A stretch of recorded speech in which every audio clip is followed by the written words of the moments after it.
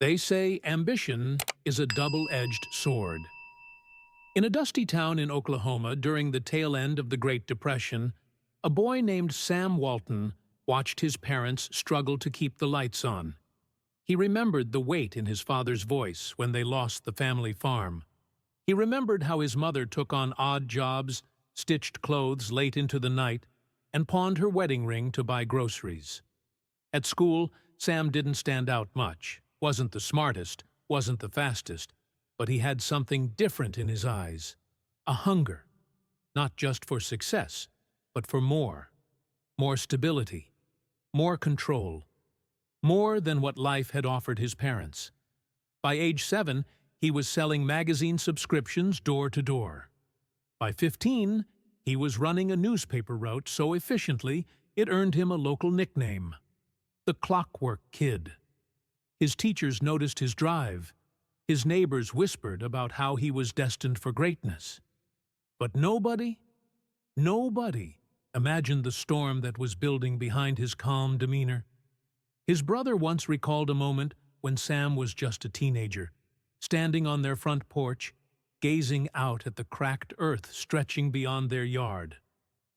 "One day," Sam muttered, "I'm gonna build something so big, it'll never break like this place did." College came and went. Sam joined the army, served, then came back with a fire in his belly. He married Helen Robson, a bright woman from a more affluent family who believed in his dreams, even when they sounded ridiculous. She was the first and only one who ever dared to ask him, "But what will it cost you?" Sam laughed it off. He always laughed off questions like that.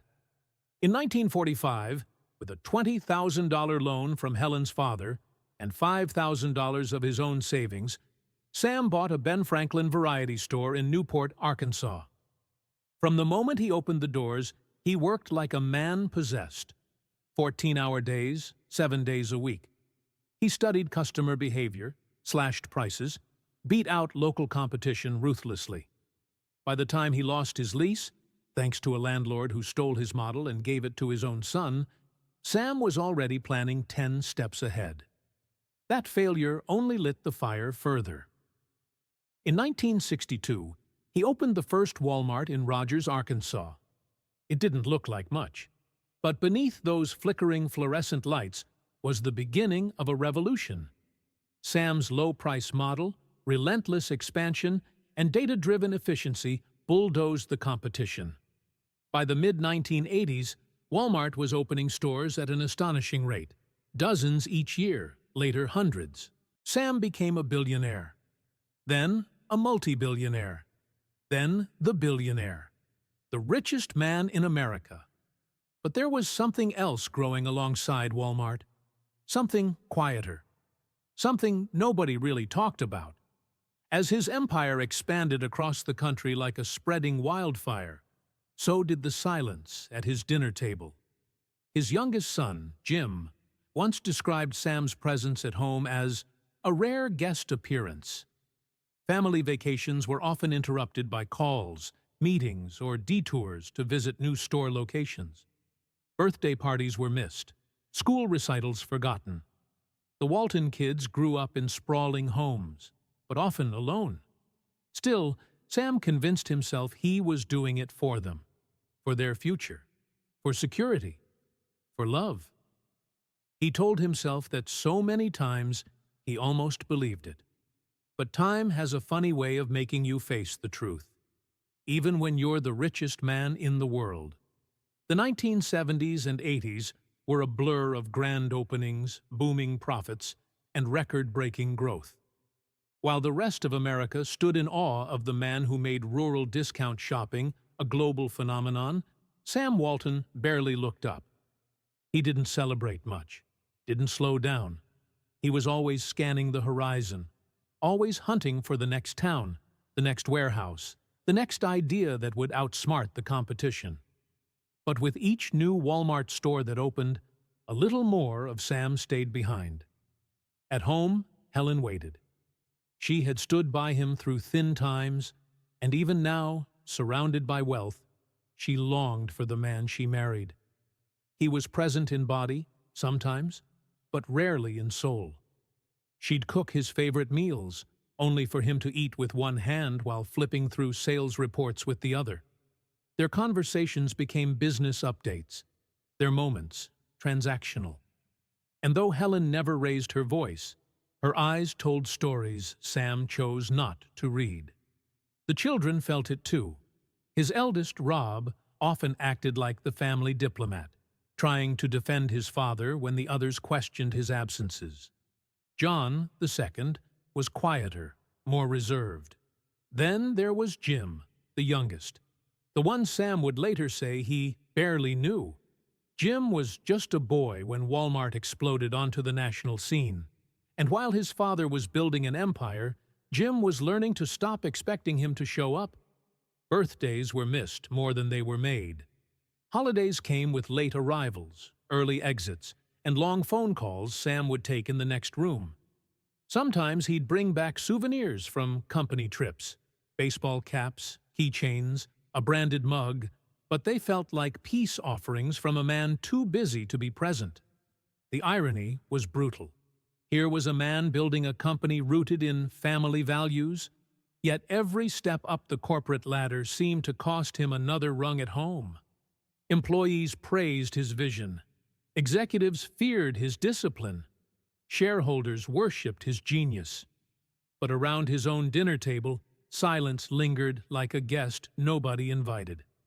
Still, the world couldn't get enough of him. Sam was called the Merchant King of Middle America, the man who democratized capitalism for small-town shoppers.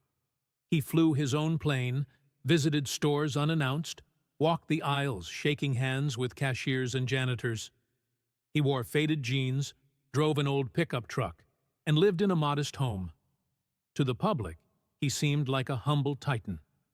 To his family, he was a man they had to share with the world, and often they lost.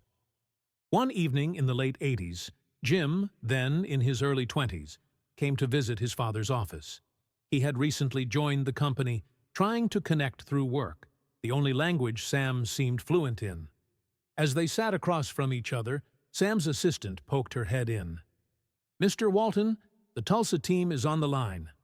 Sam nodded, but didn't pick up the phone. For once, he paused.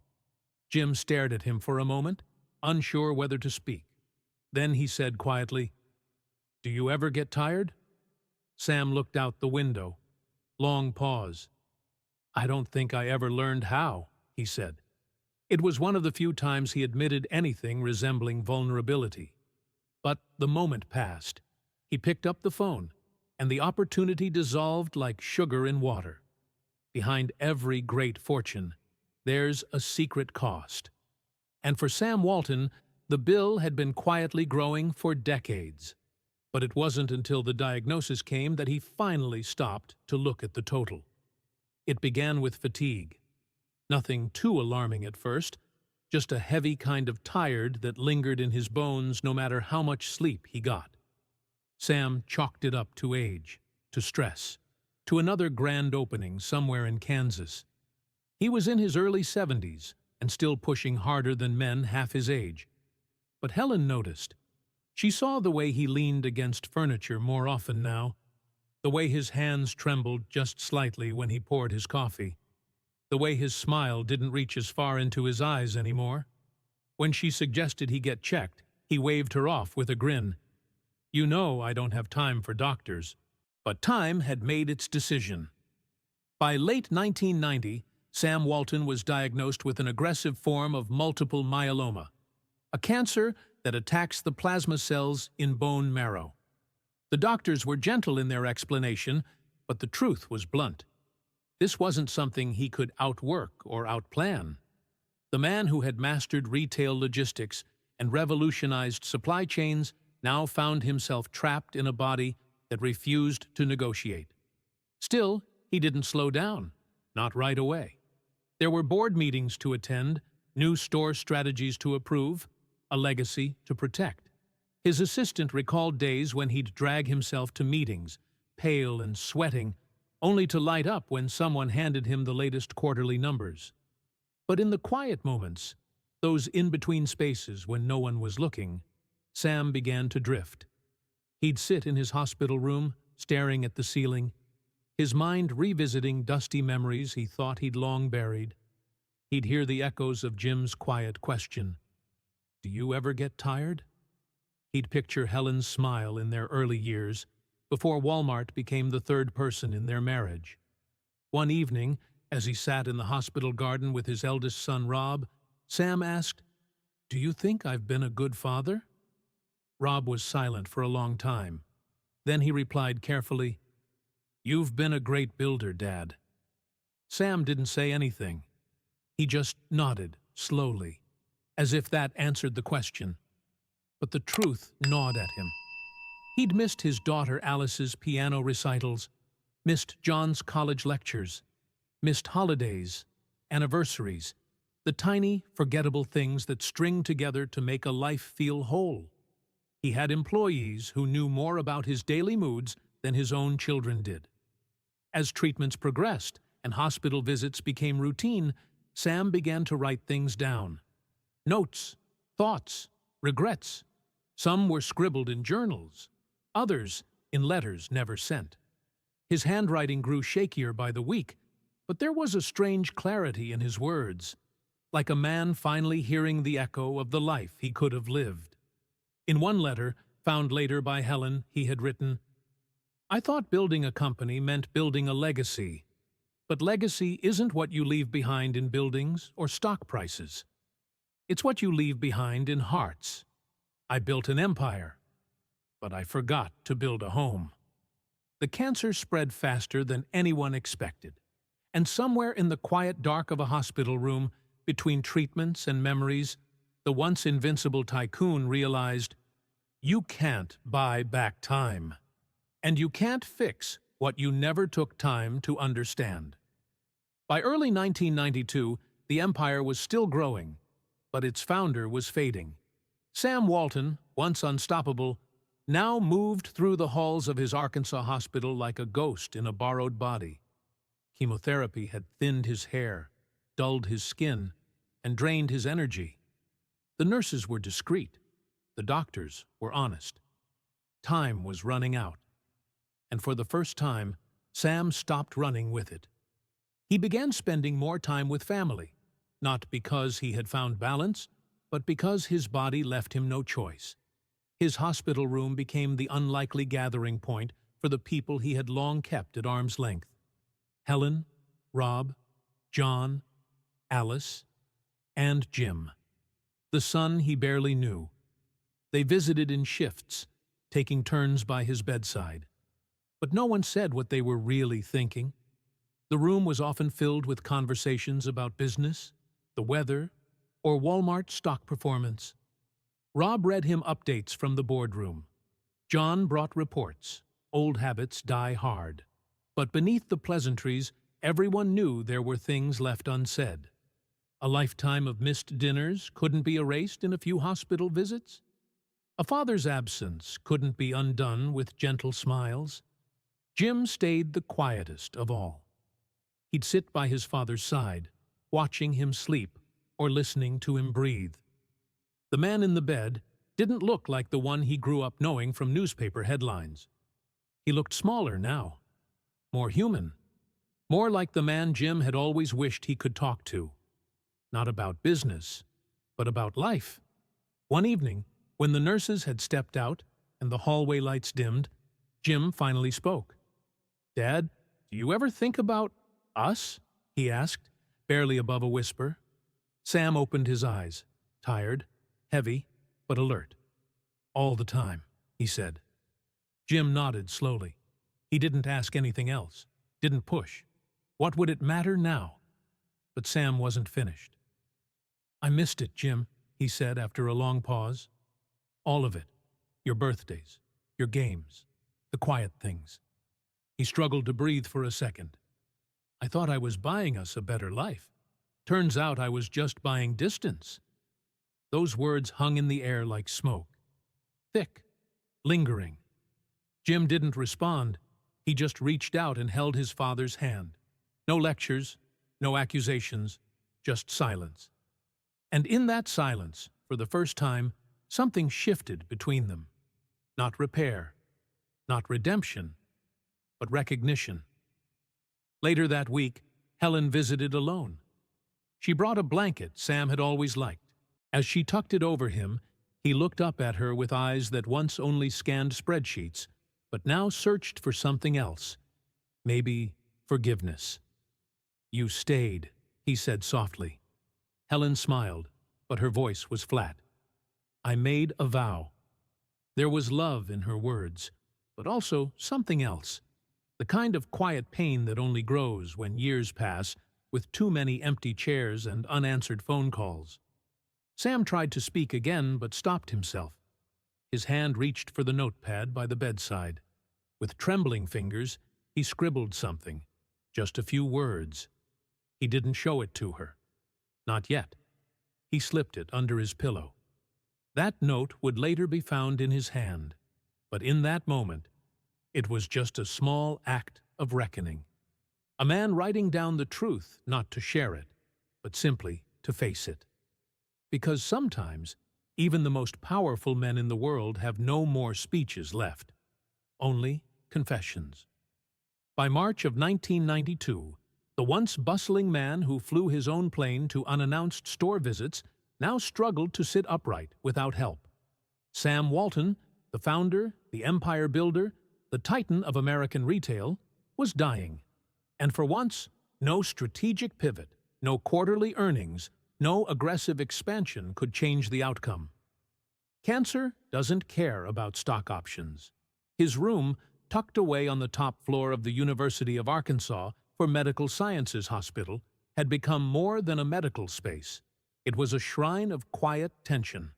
Family came and went, old friends paid respectful visits, and employees turned loyalists stopped by with tearful eyes. But none of it felt enough. Everyone sensed it. The clock was no longer ticking. It was whispering. On a cool spring morning, sunlight poured in through the window. The blinds were open just enough to cast long, golden lines across Sam's blanket. He hadn't spoken much in days, only brief phrases, often disoriented. But on that particular morning, with Helen on one side of his bed and his children gathered around, Rob, John, Alice, and Jim, he stirred. His eyes opened, clearer than they had been in weeks. Helen noticed first and gently placed her hand on his. "Sam," she whispered, "we're all here." He blinked slowly, then turned his head slightly toward Jim, then Rob. There was a moment of silence. No one dared to breathe. Then Sam Walton, once the richest man in America, opened his mouth and said something that stopped time. "I blew it." 3 words, small, simple, but they fell like thunder. Rob leaned forward, as if he'd misheard. "What did you say, Dad?" Sam's lips moved again, slower this time, but with unmistakable clarity. "I blew it." The room fell completely still. Helen's eyes welled with tears, but she didn't cry, not yet. She knew this wasn't just a man rambling under the weight of medication. It wasn't confusion. It wasn't regret for a bad investment or a missed opportunity. It was something deeper, more final. Jim stood frozen.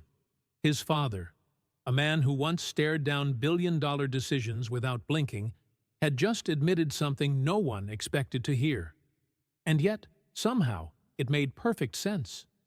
He clarified in pieces, voice strained and soft. "I barely knew my youngest son. I missed everything. Their childhood, the laughter, the quiet moments. I gave them everything, but I gave them nothing. No one moved, no one spoke. All those years of silence, of waiting, of hoping for recognition, suddenly it was here. Not in a grand speech, not in a rewritten will, but in a whisper of failure from a man the world called a success." Helen finally spoke, her voice barely audible. "We always loved you, Sam, even when you weren't there." And still, Sam stared at the ceiling. "I was building the world, but I wasn't building us." For once, There was no business to attend to, no meetings to rush to, no ledgers to balance, only hearts, damaged, worn, waiting. In his final moments, Sam Walton had nothing left but the truth. And the truth was that he had chased greatness with such relentless fire that he'd forgotten the people who had quietly stood in the ashes. 2 days after Sam Walton whispered his confession, the hospital room grew quieter than ever before. He had stopped speaking. His breaths had become shallow, spaced out. Machines hummed softly around him, monitoring a body that no longer responded to the will of its owner. The man who once walked the length of a store in cowboy boots and jeans, greeting employees by name, now lay motionless, drifting somewhere between the living and the gone. The family took turns sitting beside him. Helen rarely left the room, only stepping out to cry in private, dignified even in her grief. Rob tried to stay composed, comforting the others. Alice held her father's hand in long silences. John whispered prayers. And Jim sat close but slightly apart, his mind spinning with thoughts of everything that could have been said earlier and everything that had finally been said too late. Then came the moment no one was truly ready for. April 5th, 1992. The beeping slowed, then stopped. The man who had built the largest retail empire in American history had taken his final breath, and clutched in his hand was a folded piece of paper, creased, worn, and stained with sweat and time. Not a will, not a business memo, a letter. Helen, trembling, gently took it from his hand and opened it. 5 lines. That was all. To my family, I thought success meant proving I could win. I didn't see what I was losing. Forgive me for the years I missed, for the love I delayed. I built a fortune, but I forgot to build a life. I blew it. He signed it simply. Dad. There were no dramatic flourishes, no legal declarations, just truth, raw and uncloaked, the kind that can only come at the end. Helen held the letter to her chest, and for the first time in years, she let herself weep.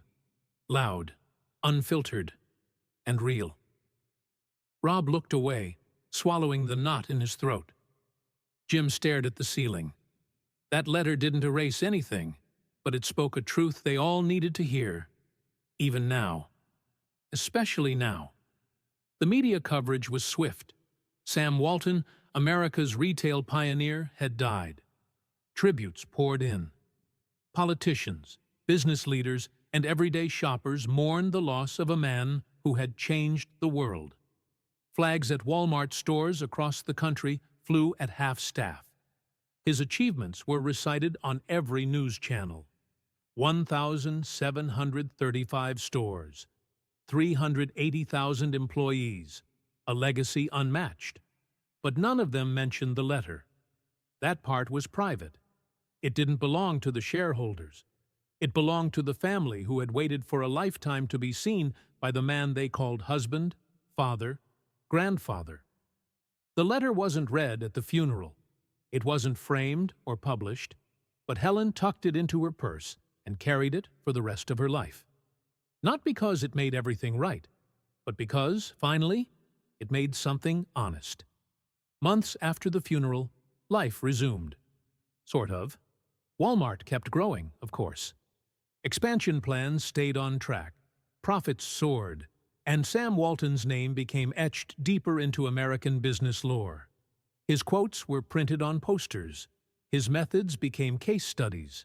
His portrait, smiling and confident, hung in corporate offices across the nation. But behind closed doors, in the quiet corners of the Walton family, something lingered, something that didn't fit into spreadsheets or marketing slogans. It was that letter. 5 lines. A handful of truths that refused to go away. Jim kept a copy tucked in his desk drawer, folded exactly the way it was when his father clutched it in his final hours. Some nights, long after the office lights dimmed and the house was quiet, he'd open it, not to study it, not to judge it, but just to feel that rare moment when his father had finally spoken as a father, not a founder. Helen never spoke of it publicly. She didn't need to. Her silence spoke louder. But her children noticed how often she sat in the garden, staring into space, her purse always within arm's reach. The grandchildren, young at the time, grew up on stories. Some were about the empire Sam built. Others, whispered more gently, were about the man they barely got to know. A man who, in the end, seemed haunted not by his failures in business, but by the very victories he once thought were everything. At company headquarters, executives often referenced Sam's principles. They cited his drive, his obsession with low prices, his belief in walking the aisles and knowing your employees. But the one thing no one ever quoted, the one thing they never printed on the lobby wall, were the 3 words he saved for the very end. In a boardroom one day, during a leadership retreat, Rob stood before a circle of rising stars. He gave the usual speech: vision, growth, discipline. But then, for the first time, he paused. "My father was the greatest businessman I've ever known," he said slowly. "But in the end, he told us he blew it." Silence. And then Rob looked around the room, at the young executives hungry for power, for expansion, for titles. He wasn't talking about Walmart. Later, in the hallway, a junior VP asked Rob why he'd said it. Rob didn't answer right away, but before he turned and walked away, he said, "Because someone has to remember." Jim took a different approach. He started showing up to his kids' school plays, even when it meant missing important meetings. He left his phone in the car during dinners. On weekends, he stopped checking the market. Sometimes, when friends asked why, he'd shrug and say, "Just trying not to blow it." And years later, when Helen's health began to fade, and she knew her time was coming, she asked one of her granddaughters to do her a favor. "Don't remember him just for what he built," she said. "Remember him for what he learned." Too late. Then she reached into her purse and handed her the letter.